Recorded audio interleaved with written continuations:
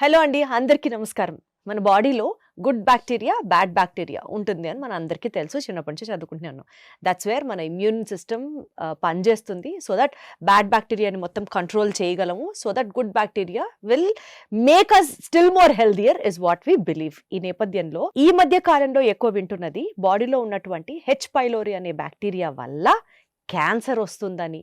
Okay, so ఈ particular bacteria వల్ల పొట్టలో అల్సర్స్ ఫామ్ అవుతాయని, ఏదన్నా టెస్ట్ చేయించుకొని ఒకవేళ హెచ్ పైలోరీ పాజిటివ్ అని వస్తే ఇంకా టెన్షన్ స్టార్ట్, బీపీ మీటర్ పగిలిపోయేంత బీపీ వచ్చేస్తుంటుంది. ఈ నేపథ్యంలో అసలు is it really so panicky or ఏంటి దీని పరిస్థితి గురించి తెలియడానికి let us talk to doctor Ravikanth garu. Sir చెప్పండి, అసలు ఇది గుడ్ బ్యాక్టీరియానా, బ్యాడ్ బ్యాక్టీరియానా, మనలో ఉంటుందా, ఏదైనా తింటే వస్తుందా, ఏంటి దీని పరిస్థితి? హెచ్ పైలోరీ అనేది చాలా కష్టమైన ప్లేస్లో బతుకుంటుందండి. అది చాలా కష్టమైన ప్లేస్ అంటే స్టమక్ లో బతుకుండటం అంటే యాసిడ్ లో బతుకుంటుంది. అది యాసిడ్, హైడ్రోక్లోరిక్ యాసిడ్ pH 1 దగ్గర బతుకుంటుంది. అది సో అది అక్కడ బతుకుంటమే చాలా గొప్ప విషయం. కొన్ని అలా జరుగుతూ ఉంటాయి. ఇప్పుడు హిమాలయాల్లోకి ఒకసారి వెళ్ళాను నేను, కులు మనాలి దగ్గరికి వెళ్తే సెలయేళ్ళు అట్లా పెద్ద పెద్ద కొండలు, ఐస్ ఫ్రీజింగ్ వాటర్ అంత చల్లటి నీళ్ళు వెళ్తూ ఉన్నాయి. పక్కనే హాట్ స్ప్రింగ్ వస్తుంది, వేడి నీళ్ళు భూమిలోంచి వస్తూ ఉంటుంది. దాంట్లో ఒక ఆయన కూర్చుని ఉన్నాడు హాయిగా. నేను వెళ్ళినప్పుడు, ఎప్పుడు నేను ఇది వెళ్ళింది MBBS ఫస్ట్ ఇయర్, అంటే 15 ఏళ్ళు 20 ఏళ్ళు దాటిపోయింది. సో అప్పుడు వెళ్ళినప్పుడు ఆ వేడి నీళ్ళు, హాట్ స్ప్రింగ్స్ ఉంటాయి కదండి, ఆ వేడి నీళ్ళు మామూలు కరెక్ట్ వేడిలో ఉన్నాయి. ఇంకా హాట్ స్ప్రింగ్స్ కూడా ఉంటాయి 50 degrees, అవి దాంట్లో కూర్చోలేము, అవి మరీ వేడిగా ఉంటాయి. దాంట్లో కూడా ఒక బ్యాక్టీరియా పెరుగుతూ ఉంటుంది, థర్మస్ అక్వాటికస్ అంటారు దాని పేరు. దాని నుంచి ఒక యునీక్ డిస్కవరీ ఒకటి కనుక్కున్నారు, దానికి నోబెల్ ప్రైజ్ వచ్చింది. అంటే దీంట్లో కూడా అసలు ఈ బ్యాక్టీరియా ఎలా బతికుంటుంది, ఆ బ్యాక్టీరియా డివైడ్ ఎలా అవుతుంది, దాంట్లో ఉన్న ఎంజైమ్ తీసుకొచ్చి PCR చేశారు. ఇప్పుడు RT-PCR ఉంది కదా, పాలిమరేజ్ చైన్ రియాక్షన్ అనే టెస్ట్కి ఆ థర్మస్ అక్వాటికస్ అనే బ్యాక్టీరియా నుంచి తెచ్చిన ఎంజైమ్ వాడటం వల్లే జరిగింది. లేకపోతే ఆ టెస్ట్ అవ్వాలంటే వారం పట్టుద్ది, వారం 2 వారాలు పట్టేది. అది ఇప్పుడు వితిన్ అవర్స్లో 1 to 2 అవర్స్లో రిపోర్ట్ వచ్చేస్తుంది. సో అక్కడి నుంచి ఇక్కడికి ఎందుకు వెళ్ళామంటే, అలా హెచ్ పైలోరీ కూడా కష్టమైన ప్లేస్లో బతుకుంటుంది. పెద్ద పేగు ఉందనుకోండి, పెద్ద పేగు అంతా విరోచనమే, మొత్తం బ్యాక్టీరియానే, అక్కడ బ్యాక్టీరియాలు బతుకుంటాయి. చిన్న పేగులో బ్యాక్టీరియా బతుకుంటుంది, కానీ స్టమక్ యాసిడ్లో బతుకుండటం అనేది చాలా కష్టం, అక్కడ బతుకుంటుంది ఇది. సో అది ఎలా బతుకుంటుంది అంటే, స్టమక్ గోడ పైన మనకు ఒక ప్రొటెక్టివ్ లేయర్ ఉంటుంది, దాన్ని మ్యూకస్ మెంబ్రేన్ అంటారు. మ్యూకస్ అంటే జిగురుగా ఉంటుంది. ఇప్పుడు ముక్కులో ఉంటుంది, జిగురుగా ఉంటుంది మనకి. గొంతులో, ఉమ్ము కూడా కొంచెం జిగురుగా ఉంటుంది, వాటర్ లాగా ఉండదు. ఎందుకంటే ఆ జిగురుగా ఉంటే నోటి గోడకు అతుక్కుని ఉంటుంది. లేదనుకోండి అది అలా జారిపోయి ఊపిరితిత్తులు పడి వెంటనే పొలమారుతుంది మనకి. సో ఆ జిగురుతనం ఉండటం వల్ల మ్యూకస్, కొంచెం ప్రోటీన్ ఉంటుంది దాంట్లో, ఆ ప్రోటీన్ సెక్రీట్ అవ్వటం వల్ల మనకి మ్యూకోపాలిసాకరైడ్స్ అంటారు, అవి ఉండటం వల్ల అతుక్కుంటూ ఉంటుంది అనమాట.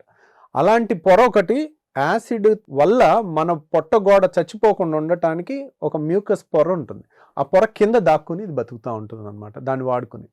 సో దీనివల్ల ఏమొస్తుంది అన్నారనుకోండి, చాలామందికి యాసిడ్ కొంచెం పెరిగి దానివల్ల చిన్న పుండ్లు, అంటే మనకి నోట్లో తెల్ల పుండ్లు వచ్చి నొప్పి వస్తుంది చూడండి, అట్లాగే దీంట్లో కూడా చిన్న అల్సర్స్ వచ్చే అవకాశం ఉంటుంది. క్యాన్సర్ వస్తుందా రాదా అనే దానికి అంత కాంక్రీట్ ప్రూఫ్ అయితే లేదండి, దాని గురించి అంత భయపడక్కర్లా.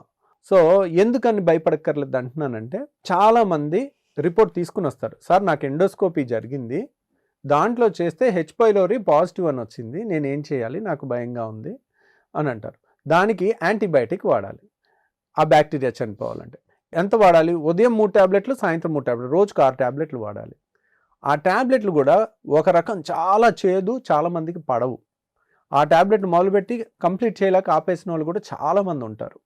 సో ఏంటి వాడలేకపోతున్నాను, ఈ ట్యాబ్లెట్ సైడ్ ఎఫెక్ట్ లేదు, కానీ 14 రోజులే వాడేది, ఎక్కువ రోజులు వాడాల్సిన పని లేదు. 14 రోజులు వాడితే ఆ బ్యాక్టీరియా చనిపోతుంది, మనకి క్యూర్ అయ్యే అవకాశం ఉంటుంది.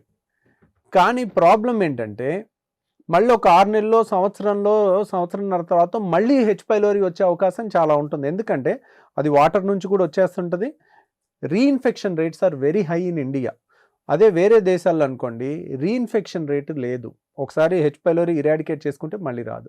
ఇప్పుడు హెచ్ పైలోరీకి చాలా టెస్టులు ఉన్నాయి. హైడ్రోజన్ బ్రెత్ టెస్ట్ అని, ఆర్యూటీ అని, ర్యాపిడ్ యూరియస్ టెస్ట్ అని, బయాప్సీ అని, రకరకాల ఏదో ఒక టెస్ట్లో ఇది బయటికి రాగానే వాళ్ళు హెచ్ పైలోరీ అని గూగుల్ చేస్తారు. ఇట్ కెన్ కాజ్ క్యాన్సర్ అని ఉంటుంది. ఇంకా అంతే, అక్కడ అయిపోతారు వాళ్ళు. ఇంకా వాళ్ళకి ఎంత చెప్పినా మైండ్ సెట్ ఇంకా మైండ్ సెట్ మారదు. బయటికి అమ్మో రాలేదు. నా క్యాన్సర్ వచ్చేస్తుందా, నేను చచ్చిపోతానా, నా పిల్లలు పెళ్ళిళ్ళు ఎలాగా, ఎక్కడికో వెళ్ళిపోతారు వాళ్ళు ఇంకా. కానీ చాలా అరుదండి. నేను బట్ ఇప్పటివరకు ఏం చేస్తుంది హెచ్ సార్? పైలోరీ వల్ల క్యాన్సర్ రావటం నేనైతే చూడలా. బట్ ఈ హెచ్ పైలోరీ ఏం చేస్తుంది sir? How is it so harmful to humans? అది హాయిగా యాసిడ్ లో బజ్జి ఉంటుంది అంతే, ఏం ఏమీ చేయదా? చేయదు. మరి ఎందుకు సార్ 14 రోజులు మందులు వాడాలి దానికి? వాడాలని రూల్ లేదు, కానీ నా హెచ్ పైలోరీ నాకు పోవాలంటారు, అప్పుడు వాడతాం. సో దానివల్ల అసలు ఎలాంటి హామ్ లేదు బాడీకి. టెక్స్ట్ బుక్ ప్రకారం ఈ మందు వాడాలని ఉంది. రియల్గా కొంతమందికి గ్యాస్ గ్యాస్ గ్యాస్ గ్యాస్ అంటారు. ఈ బ్యాక్టీరియా వల్ల కూడా కొంత గ్యాస్ ట్రబుల్ వస్తుంది. 100 మందికి గ్యాస్ ట్రబుల్ అని వచ్చింది అనుకోండి, ఒక 5 మందికి దీనివల్ల 5 మందికో 10 మందికి వాళ్ళకి హెచ్ పైలోరీ ట్రీట్మెంట్ ఇచ్చాక తగ్గిపోయిన వాళ్ళు కొంతమంది ఉంటారు. 14 రోజులు మందులు వాడాక కొంతమందికి అది తగ్గిపోతుంది. ఓకే. అలానే అందరికీ వాడాల్సి. ఇప్పుడు మనకి గ్యాస్ ట్రబుల్ దీనివల్ల కాకుండా ఊరకే ఉందనుకోండి, అప్పుడు ఇది వాడి తగ్గినా వాళ్ళకి అది తగ్గదు. కాబట్టి మీరు వాడగలిగితే, మనకి హెచ్ పైలోరీ పాజిటివ్ వచ్చింది, ఒక 14 రోజులు మందులు వాడితే అది చచ్చిపోయే అవకాశం ఉంది. ఆ తర్వాత మనకి బెనిఫిట్ ఉంటే ఉంది, బెనిఫిట్ లేకపోయినా బాధపడద్దు దాని గురించి. అదైతే అంత హార్మ్ఫుల్ కాదు. చాలా మందికి హెచ్ పైలోరీ పాజిటివ్ వస్తుంది. ఒకవేళ యాంటీబయాటిక్ వాడి తగ్గించినా కొన్నాళ్ల తర్వాత 70% మందికి మళ్ళీ రీఇన్ఫెక్షన్ రేట్స్ వస్తున్నాయి. సో ఇవన్నీ చూసుకుని మీరు హైరాణ పడక్కర్లేదు. నేనైతే ఇప్పటి వరకు హెచ్ పైలోరీ వల్ల క్యాన్సర్ రావటం అనేది చూడలేదు. సో ఎక్కడో ఒకటి ఉంది, ఎక్కడో ఒక రిపోర్ట్ ఉందనుకోండి, దాని గురించి ఇంకా మనం నిద్రలేని రాత్రులు గడపాల్సిన అవసరం లేదు. ఎందుకంటే రోజు రోజుకి చాలా మంది టెస్టులు చేసే కొద్దీ H pylori positive positive positive positive అని చాలా రిపోర్ట్లు అంటే వస్తాయి. ఎక్కడి నుంచి వస్తుంది సార్ ఇది? తినే ఫుడ్, వాటర్ లోంచి వస్తుంది. వాటర్ లోంచి వస్తుంది. సార్ ఇప్పుడు క్యాన్సర్ రాదంటున్నారు, కానీ హెచ్ పైలోరీ వల్ల అల్సర్ వచ్చే ఛాన్స్ ఉందా? అల్సర్ వచ్చే ఛాన్స్ ఉంది, కానీ అల్సర్కి అద్భుతమైన మెడిసిన్స్ ఉన్నాయి.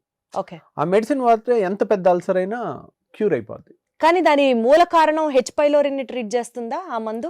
మూల కారణం హెచ్ పైలోరీ వల్ల అంత పెద్ద అల్సర్స్ రావండి. ఓకే. మనం ఆ టాబ్లెట్, ఇప్పుడు చాలా మంది గ్యాస్ టాబ్లెట్ అని ఈ ప్యాంటోప్రజోలు, ర్యాబిప్రజోలు, ఒమిప్రజోలు, లాన్సోప్రజోలు ఏయో ఒకటి ఎప్పుడో కడుపులో కొంచెం ఇబ్బంది ఉండగానే ఒకటి పడేస్తారు, మొత్తం యాసిడ్ అంతా తగ్గిపోయి వాళ్ళకి వెంటనే ఉపశమనం వచ్చేసి అలా వారానికి ఒకటి అలా వాడుకుంటా ఉంటే వాళ్ళకి ఇంకా అది ఉన్న పెద్ద తేడా ఏం రాదు. ఓకే.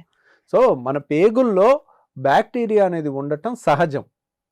కాబట్టి మన బాడీలో ఎన్ని కోట్ల కణాలు అయితే ఉన్నాయో అన్ని కోట్ల కణాల కన్నా చాలా ఎక్కువ పేగుల్లో బ్యాక్టీరియా ఉంటాయి.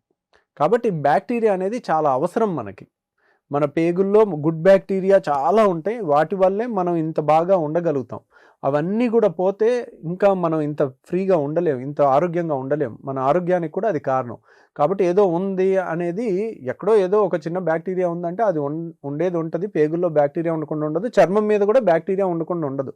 మన బాడీలో కండ లోపల ఉండవు, కానీ చర్మం మీద పేగు లోపల ఉంటాయి. సో బేసికల్ గా హెచ్ పైలోరీ అనేది రామ్ గోపాల్ వర్మ సినిమాలో విలన్ లాగా, పెద్ద భూతం లాగా చూసి భయపడాల్సిన అవసరం లేదు. దానివల్ల క్యాన్సర్ రాదు, అది ఏం ప్రాణాంతకం అంతకన్నా కాదు. సో హాయిగా ఉండండి, మీ అందరం కూడా హ్యాపీగా ఉండొచ్చు. Thank you sir. ఒకవేళ ఇరాడికేట్ చేసుకుంటానంటే తప్పు లేదు, బట్ ఇట్ ఈస్ నేను ఇండివిడ్యువల్స్ 14 రోజులు యాంటీబయాటిక్ వాడుకుంటాను సార్, మళ్ళీ ఒక 2-3 నెలల తర్వాత అది నెగిటివ్ వచ్చిందో లేదో చూసుకుంటాను అంటే అయిపోయింది. కానీ ఆ మందులు కూడా చాలా కష్టంగా ఉంటాయి అన్నారు కదా సార్. అలాంటి మందులు కూడా వాడాల్సిన ఏదో అవసరమే ఈజీగా ఉంది. ఉండదు. యాంటీబయాటిక్స్ అనేది ఇంకా దాని ప్లస్లు ఉంటాయి, దాని చిన్న మైనస్లు ఉంటాయి. నేను చెప్పదలుచుకుంది ఒకటే, మరీ ఎక్కువ భయపడిపోయారు అనుకోండి, భయపడిపోకర్లేదు. ఇంక వాళ్ళు మానసిక శాంతిని కోల్పోతారు. అది ప్రాబ్లం. అవసరం లేని దానికి కూడా అంత లేని ఇంపార్టెన్స్ పెద్ద జబ్బు అనుకోండి, నేనే భయపడతాను. ఉండొచ్చు. ఇప్పుడు మీరు కొన్ని రొటీన్ చేసుకోకపోతే కొన్ని ప్రాబ్లమ్స్ వచ్చి ఇలా చేయొద్దు అలా చేయొద్దు అని నేనే కొన్ని భయపెట్టేవి కొన్ని జబ్బులు ఉంటాయి. ఇదంతా భయపడాల్సిన జబ్బు కాదు. Got it sir. Thank you.